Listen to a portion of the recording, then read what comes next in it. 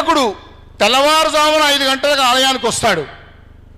రాత్రి 10-11 తర్వాత నిర్మాల్యమంతా తీసి కడుక్కొని ఉదయాన్నే జరిగే అర్చనా రీతుల కోసం రాత్రి అంతా శుభ్రం చేసుకొని ఉదయం కోసం 10:30-11 గంటలకు ఇంటికి వెళ్తాడు. అతను నిద్రపోయినా ఎంతో కొంత భోంచేసినా ఆయన కళ్ళల్లో మొత్తం తన గర్భాలయంలో ఆ భగవంతుడి రూపం, లేకుంటే ఆ భగవతి రూపం, లేకుంటే మరో ఆలయంలో ఉండే ఏ దేవత అయితే ఏ దేవుడైతే ఆ ప్రతిమ కనిపిస్తూనే ఉంటుంది. తెల్లవారు లేవగానే 4 గంటలకే లేచి ఇంట్లో తన కుటుంబం యొక్క అనుష్ఠానం చేసుకొని పూజ చేసుకొని వెంటనే మళ్ళా గుడికొచ్చి మళ్ళా ఇల్లు శుభ్రం చేసుకొని నిత్య అర్చన విధులను నిత్యం చేసేటువంటి పూజాదికల్లో నిమగ్నమై అతను లీనమైపోతాడు.